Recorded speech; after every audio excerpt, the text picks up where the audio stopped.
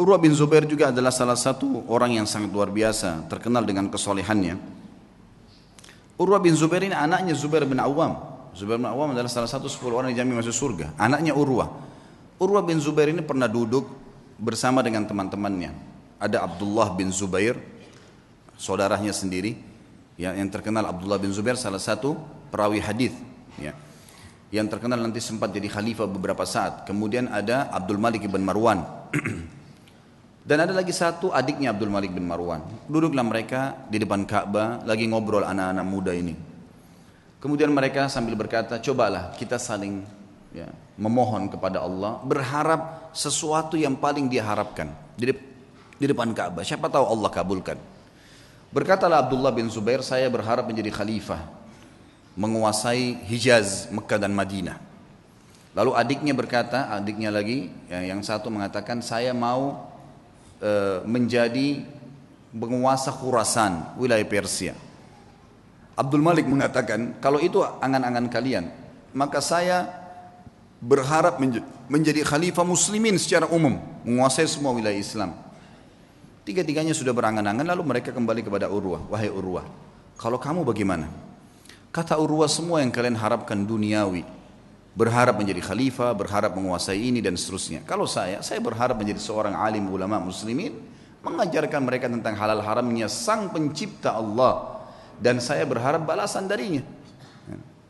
Maka selesailah, bubarlah mereka ini. Ternyata subhanallah, angan-angan itu dikabulkan oleh Allah. Abdullah bin Zubair sempat menjadi khalifah beberapa bulan, adiknya juga sempat menjadi gubernur di Khurasan. Abdul Malik setelah itu menjadi khalifah muslimin yang besar. Dan Urwah bin Zubair pun rahimahullah diterima oleh Allah menjadi alim ulama, sampai menjadi 7 ulamanya Madinah pada saat itu. Ringkas cerita, Urwah bin Zubair pernah diuji oleh Allah subhanahu wa ta'ala. Ujiannya berat. Orang-orang beriman ini ujiannya berat. Tapi subhanallah, iman itu dijadikan, ya, kalau begini memahami teman-teman, kalau ada ujian yang berat datang kepada antum, lihat orang yang lebih berat, misal masalah utang, terlilit utang, misal ada penyakit, coba lihat orang yang lebih berat, karena ada orang yang lebih berat daripada kita, pastinya itu, tidak mungkin tidak. Dan juga teman-teman sekalian, bersangka baiklah dengan Allah. Kata Nabi SAW dalam sebuah hadis Bukhari, hadis Qudsi, kata Allah SWT, ana inda dhanni abdi bi, saya sesuai dengan prasangkaan hambaku. Maka kita harus tahu teman-teman sekalian, kalau Allah sedang mencoba kita, berarti dengan cobaan tersebut Allah sedang mencintai kita, karena kalau tidak sedang dicoba kita akan jauh dari ibadah. Orang kalau datang cobaan itu, sebenarnya dia makin dekat dengan Allah. Dan umurnya makin pendek untuk menuju ke akhirat. Artinya makin pendek, tidak ada peluang untuk berbuat dosa lagi. Pendek dari sisi kemaksiatan, gitu kan. Dia tidak bisa berbuat dosa lagi karena tidak ada waktu. Antum kalau lagi sakit keras terus diajak ke diskotik, diajak pergi apa, diajak buat apa, nggak ada waktu. Orang yang buat dosa itu biasanya kalau banyak waktu lihai-lihainya, lagi kosong, lagi nggak ada cobaan, lagi enak, mobil mewah, uang banyak, itu maksiat nanti. Allah dengan maha cintanya kepada hambanya, dengan kemahamurahannya mendatangkan cobaan supaya dia tetap begitu, biarin dia begitu, karena dia Allah tahu dengan begitu makin pendek umur untuk bermaksiat, tidak ada waktu bermaksiat, dan dia makin dekat dengan akhirat, dan itu pahalanya sudah cukup untuk memberikan derajatnya di surga sampai pada target. Seperti itulah. Maka nikmatin tuh cobaan, ya, jangan terlalu banyak mengeluh. Coba nikmatin. Nanti akan kita sebutkan kisahnya. Urwah rahimahullah, beliau pernah mendatangi seorang khalifah, adiknya lagi Hisham, namanya Al-Walid ibn Abdul Malik. Al-Walid ibn Abdul Malik ini teman dekatnya dia, gitu kan. Jadi khalifah setelah kakaknya meninggal, kemudian diundanglah Urwah bin Zubair ini rahimahullah dari Madinah datang ke Irak, di Damaskus waktu itu. Dia bawa anak laki-lakinya teman-teman sekalian. Anak laki-lakinya ini anak laki-laki yang sudah hafal Quran, umurnya sekitar 20 tahun, dibawa sama Urwah, dan ini mau dicetak jadi kadernya dia. Dan waktu itu kebetulan tidak ada anak laki-lakinya kecuali ini, satu orang. Dia punya 4 orang anak, 3-nya perempuan. Dia banggakan anaknya, dibawalah sama dia. Ringkas cerita, begitu memasuk istanahnya Al-Walid rahimahumullah, kemudian anaknya berkata, ayah, saya ingin melihat kuda-kuda kerajaan, bisa nggak? Oh ya silahkan, kata ayahnya. Saya akan bertemu dengan Amir Mu'minin, ngobrol, kamu silahkan lihat. Dia lihatlah. Lagi ngobrol nih, Urwah bin Zubair sama Khalifah Al-Walid lagi asyik ngobrol, tiba-tiba datang berita. Seorang pengawal masuk ketakutan, tiba-tiba memotong pembicaraan Khalifah, dan ini adabnya pada saat itu, ada peraturan di kerajaan tidak boleh memotong pembicaraan Khalifah, kecuali penting sekali. datang ketakutan dan akhirnya dia mengatakan saya harus memotong pembicaraan anda. Kata mereka, kata Al-Walid, kenapa kamu ini? Ada apa memotong pembicaraan saya? Sahabat saya baru datang terus tiba-tiba dipotong. Ada penting? Ada penyerangan musuh? Dia bilang enggak Amir Mukminin, ada penting tapi bukan penyerangan musuh. Anaknya Tuan Urwah mati. Tadi di kandang kuda, waktu dia lagi nonton kuda anda, kuda kerajaan, saking asyiknya sampai kami sudah menahan tapi dia tetap mau mendekat. Ada satu ekor kuda mengangkat kakinya, menendang dadahnya, mati. Sekarang tergeletak mati. Kami bingung mau ngapain nih. Anaknya tadi satu laki-laki umur 20 tahun mati. Al-Walid kaget. Ini yang tendang kudanya dia. Mati di kerajaan dia.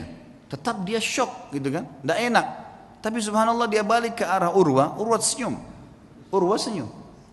Lalu Urwah mengatakan, Inna lillahi wa inna ilahi raji'un. Berikan jenazahnya biar saya yang urus. Dengan sangat tenang dia turun dari duduk tadi bersama khalifah, dia lihat jenazah anaknya, ditutup matanya, diuruslah jenazahnya sama dia, dimandikan. Kata perawi kisah ini, tidak ada setetes pun air mata yang jatuh dari matanya Urwah. Dia urus jenazahnya selesai. Kemudian dia bilang sama Walid, saya mau turunkan anak saya di kuburan sendiri. Baiklah, turun. Begitu turun subhanallah di kuburan. Dalam kisah ini dikatakan ada satu penyakit teman-teman. Penyakit ini saya tidak tahu dalam bahasa Indonesia, tapi dalam bahasa Arab disebutkan gargarina namanya. Gargarina ini penyakit harus amputasi, nggak bisa enggak. Kalau kena itu biasa ada di jenis-jenis tanah tertentu. Jadi orang turun tidak pakai sendal, di zaman dulu itu bisa kena dan itu tidak ada obatnya zaman dulu. Harus dipotong, dia membusuk tiba-tiba kakinya. Urwah rahimahullah begitu turun, taruh jenazah anaknya, begitu sudah keluar, pas keluar kakinya kena gargarina itu. Kena penyakit, tiba-tiba membusuk, ya kalau kita mungkin bonyok gitu ya, sudah mulai menghitam, tiba-tiba dalam sekejap. Lalu waktu Urwah mau jalan nggak bisa, dicek ada tabib, ada Walid datang situ, khalifah juga lihat ini kenapa nih, panggil tabib, kata ini kena gargarina. Apa solusinya? Harus dipotong. Dalam waktu yang sama nih, anaknya baru mati ditendang kuda, dikubur pada saat itu, dia pun kena penyakit ini, harus potong kakinya. Amir Mukminin Walid bilang, coba tanya jalan keluar ada obat? Nggak ada, ini nggak ada lain. Baiklah. Kata Urwah waktu ditanya, bagaimana Urwah? Senyum. Inna lillahi wa inna ilaihi raji'un. Udahlah, potong aja. Potong kaki ini, bukan potong daging biasa. Ya, potong aja. Baiklah. Kata Amir Mukminin, baiklah kalau gitu. Sampai taruh Urwah bin Zubair di ruangan yang paling leks di istana ini dan lakukan pemotongan di sana. Taruhlah sebuah tempat yang mewah segala, tabibnya datang. Tapi dia bilang, wahai Tuan Urwah, kita ini akan memotong daging anda dan tulang anda. Tradisi kami adalah harus pasien mabuk, minum khamr, tidak sadar, baru kami potong. Kalau enggak bisa. Kata Urwah, demi Allah saya tidak pernah nyentuhkan setetes pun di tenggorokan saya yang haram. Masa sekarang saya mau, begitu cobaan datang saya mau pakai minum ini? Enggak bisa. Lalu apa solusinya? Pokoknya jangan pakai ini. Musyawarah sama Walid, ya Amir Mukminin, bagaimana nih? Tamu anda nggak mau minum khamr, kita nggak ada solusi lain. Pikirin cari jalan keluar, tapi yang penting aman. Gak lama kemudian datang tabibnya bawa 10 orang laki-laki semuanya bodyguard, kekar semua badannya. Kata Urwah, untuk apa nih? Untuk pegang anda nih. Nggak ada solusi lain, harus pegang, nggak boleh bergerak. Ini daging sama tulang saya akan potong. Gerak sedikit ini sudah salah. Kata dia, saya tidak perlu sama mereka. Lalu apa jalan keluarnya, wahai Tuan? Kaki anda harus dipotong, kalau enggak nyebar ke seluruh tubuh. Saya akan bertasbih dan bertahlil, berzikir kepada Allah. Kalau kau lihat wajah saya sudah merah, potong kaki saya. Kata tabibnya, ya sudah. Mau apa ini, enggak ada solusi lain. Baiklah. Suruh keluar semua. Lalu kemudian mulailah tabib ini menyuruh 2 orang pendampingnya untuk menyiapkan segala yang berhubungan dengan kebutuhan untuk memotong itu. Lalu Urwah mulai tutup matanya sambil subhanallah, walhamdulillah, wala ilaha illallah, wallahu akbar. Direnungi dalam hati, diresapi. Dan betul wajahnya berubah jadi merah.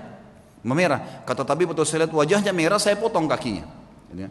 Saya potong kakinya. Terpotonglah kakinya. Begitu selesai terpotong, gitu kan? Kemudian ditahan darahnya, lalu saya mengatakan, Tuan Urwah, sambil Urwah berzikir, subhanallah, walhamdulillah, wala ilaha illallah, wallahu akbar. Tutup mata. Lalu ditepuk, wahai Tuan Urwah, kaki anda sudah kami potong. Dia bilang alhamdulillah. Biasa. Kakinya dipotong nih, alhamdulillah. Terus kata tabibnya, tapi belum. Darah masih ngucur. Kami butuh memberhentikan darah itu. Kata dia, berhentikanlah. Dia bilang tidak ada jalan lain kecuali kaki anda kami rendam di minyak panas. Nggak bisa, harus minyak panas baru bisa. Minyak panas langsung membuat itu berhenti darahnya. Dia bilang lakukanlah. Saya akan berzikir lalu lakukan. Dia baca subhanallah, alhamdulillah. Kalau wajah saya memerah, tutup. Tapi subhanallah manusia, begitu dia berzikir ditaruh minyak panas, dia sempat teriak sebentar lalu pingsan. Gitu ya. Urwah rahimahullah terkenal teman-teman sekalian tidak pernah meninggalkan rubu' Al-Quran. Rubu' ini 10 juz setiap hari. Selalu bacaannya, tidak pernah tertinggal. Dalam kisahnya dikatakan dalam 3 hari khatam Quran, selalu bacaannya. Dan tidak pernah ketinggal 10 hari. Dan satu-satunya hari yang dia tidak baca 10 juz itu hari itu saja. Dikatakan dalam kisah hidupnya. Dan maka dia punya julukan kalau nggak salah khazin Al-Quran. Sahabatnya Al-Quran gitu loh. Ringkas cerita teman-teman, setelah dipotong, pinsankan tadi, direndam dengan air panas, air minyak panas, dia pingsan. Setelah dia bangun, dia bilang, mana telapak kaki saya? Didatangkan, orang semua heran, kenapa dia bilang, minta kakinya. Diambil sama dia, lalu diangkat sama tinggi, lalu dia bilang, demi Allah, selama 40 tahun, itu umurnya Urwah 40 tahun, selama 40 tahun, belum pernah sekalipun saya gunakan kau ke tempat yang haram. Dan saya bersyukur kepada Allah karena kau dikembalikan padanya dalam kondisi kau suci. Tidak pernah satu kali pun ke tempat yang haram. Dia berikan kesaksian terhadap dirinya. Dan ini boleh diucapkan kalau seorang mukmin yakin dengan apa yang dia lakukan. Baiklah. Kemudian setelah itu dia pulang ke Madinah teman-teman sekalian. Tentu sebelum pulang ke Madinah Amir Mukminin ini bingung gimana caranya meringankan bebannya Urwah nih. Supaya dia bisa tenang. Subhanallah di hari yang sama dengan hikmah Allah ada suku Arab datang, Badui. Mereka kelihatan dari padang pasir kondisinya sangat susah gitu. Masuk. Ada satu di antara mereka matanya buta ditopang oleh teman-temannya. Begitu masuk kata Al-Walid, apa cerita kalian nih? Dari mana kalian? Kami dari kampung ini kami butuh ini dan seterusnya. Terus ini yang buta kenapa nih? Ceritalah. Walid ini bilang saya tidak tahu kenapa saya tanya. Kata yang buta itu, wahai Amir Mu'minin, saya pemimpin mereka. Saya kepala sukunya. Dan saya ini Amir Mu'minin adalah orang yang paling sehat dulunya. Mata saya sehat, orang yang paling kaya dan paling banyak keturunan saya. Tapi keadaannya sekarang jadi begini. Kata Amir Mu'minin, memang apa ceritanya kamu nih? Dia bilang ceritanya begini Amir Mu'minin. Satu malam saya sedang jalan sama istri sama anak saya semua sama dayang-dayang saya. Jumlahnya banyak nih, ratusan orang. Semua harta saya bawa. Saya mau pindah kota. Kami turun di sebuah lembah, tiba-tiba waktu lagi tidur malam, ada banjir nggak tahu dari mana di padang pasir tuh lembah mengangkat semuanya kemah-kemah, harta, unta-unta, semua anak istri saya mati semuanya. Terbawa dengan air, banjir tiba-tiba, nggak tahu dari mana. Ini kisah nyata, semuanya hilang. Dia bilang saya pun menyelamatkan diri saya dengan bergelantung di sebuah pohon yang masih ada di situ. Saya pegang. Pada saat saya lagi pegang pohon itu, saya melihat air sudah hilang, itu sudah mulai reda. Tinggal ada satu ekor unta yang terikat di tali tadi dan ada anak saya tergantung dengan bantal tidurnya itu di sebuah ranting pohon gitu. Maka saya pun turun melihat anak saya masih hidup, saya pun coba selamatkan dia. Saya biarkan anak saya itu, kemudian saya kembali ke unta tadi ingin membuka talinya. Waktu saya ingin membuka talinya, saya dengar anak saya menangis. Saya balik, ternyata leher anak saya, kepalanya sudah di mulut serigala. Dia bilang saya balik mau kejar udah nggak bisa, anak saya sudah dibawa lari sama serigala itu. Maka saya coba mau selamatkan diri saya sendiri. Begitu saya balik ke arah unta ini mengangkat kakinya dan menendang ke mata saya sehingga saya buta. Maka dalam satu malam Amir Mu'minin saya jadi orang yang buta, jadi sakit, anak istri saya hilang, harta saya semua habis. Kata Amir Mu'minin Al-Walid, alhamdulillah yang telah mengutus kamu datang ke sini. Berikan semua apa yang dia mau orang ini, penuhi semua kebutuhannya dan bawa dia kepada Urwah, suruh ceritakan kisahnya. Diceritakan lagi kisahnya untuk meredam. Ya ternyata di atas Urwah masih ada yang lebih berat gitu. Urwah berterima kasih pada Walid, kemudian dia pulang ke Madinah. Waktu pulang ke Madinah orang-orang semua pada datang nih. Sabarlah, beginilah, begitulah dan seterusnya. Saya sebutkan dalam bahasa Arab ya. Kemudian pada saat orang banyak mengatakan kepadanya sabarlah dan seterusnya, lalu dia mengatakan kepada tamu-tamunya, la yakhluwannakum ma tarawun. Jangan sampai kalian merasa sedih dengan apa yang kalian lihat atau kalian mungkin menganggap ini sesuatu yang berat. Faqad wahaballahu azza wa jalli arba'a minal banin. Sesungguhnya Allah mengaruniakan saya 4 anak. Fa akhadha wahidan, dia mengambil 1, wa abqali 3 dan masih memberikan saya 3. Falahul hamd, maka saya bersyukur dengan itu, dengan matinya anak saya. Wa a'tani arba' minal atraf, dan memberikan kepada saya 4, 2 tangan 2 kaki. Fa akhadha minhu wahidan, dan dia cuma ambil 1 saja. Wa abqali 3, falahul hamd. Dia meninggalkan 3, saya bersyukur dengan itu. Kakinya dipotong bisa bersyukur. Luar biasa. Ya.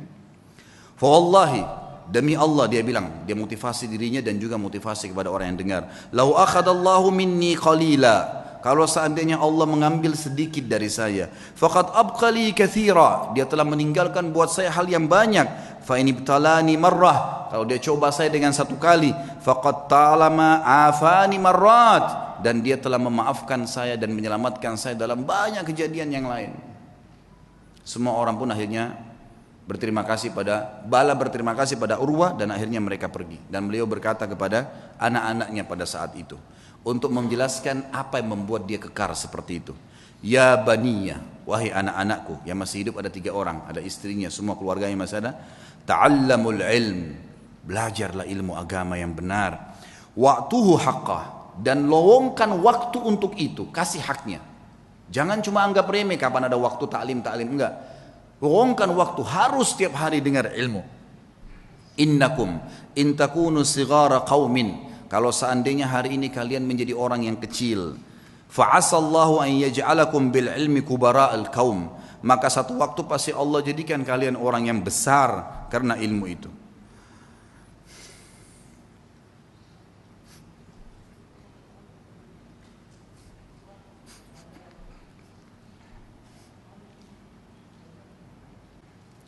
Wasau'ata hal fid dunya akbah min syaikhun jahil, dan sungguh buruk sekali, apakah ada yang lebih buruk dari orang tua yang bodoh gitu, tidak mengerti agamanya.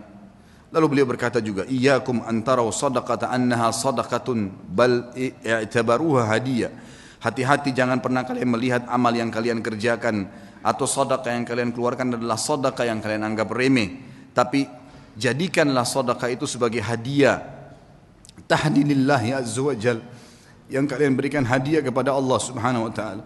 Wala yahdiyanna ahadukum lillah, dan janganlah kalian memberikan hadiah sesuatu untuk Allah. Yastahi an yahdiyahu li azizil qaum, yang dia malu untuk memberikan kepada terhormatnya kaum atau pejabatnya satu kaum. Fa inna Allah azza wa jal azzu wa akramul kurama, karena Allah itu adalah zat yang paling pantas untuk dimuliakan, dan dia adalah zat yang paling layak dan paling pantas untuk memberikan balasan yang lebih mulia. Wa haqqu an takhtar li hadiyatikum, dan yang paling pantas kalian berikan hadiah yang terbaik dari kalian. Kemudian beliau mengatakan, ya baniya, wahai anak-anakku, idza ra'aitum min rajulin fi'latal khair, kalau kalian melihat dari seseorang perbuatan baik darinya, fa'ammilu bihi khaira, maka pasti jadikan orang itu baik, sangka baiklah kepada orang itu. Wa in kana fi nadarin nasi rajulus su', walaupun dia di mata orang dianggap buruk, fa innalaha akhwatun amsalihah, karena perbuatan baiknya itu pasti punya saudara-saudara kebaikan yang lain. Wa idza ra'aitum min rajulin fi'latal syarr, kalau kalian melihat perbuatan buruk dari seseorang, laki-laki atau seseorang, fahdharuhu, hati-hatilah dari orang itu. Wa in kana fi nadarin nasi rajulun khair, walaupun di mata manusia dia adalah orang yang baik. Fa innalaha akhwatun amsalihah, karena perbuatan buruk itu punya saudara-saudara yang ikut dengannya. Wa'lamu, ketahuilah, annal hasanati tadullu ala akhawatiha, bahwasanya semua kebaikan-kebaikan akan mendatangkan saudara-saudaranya. Wa annas sayyiati tadullu ala akhawatiha, dan seluruh dosa-dosa juga memiliki saudara-saudaranya.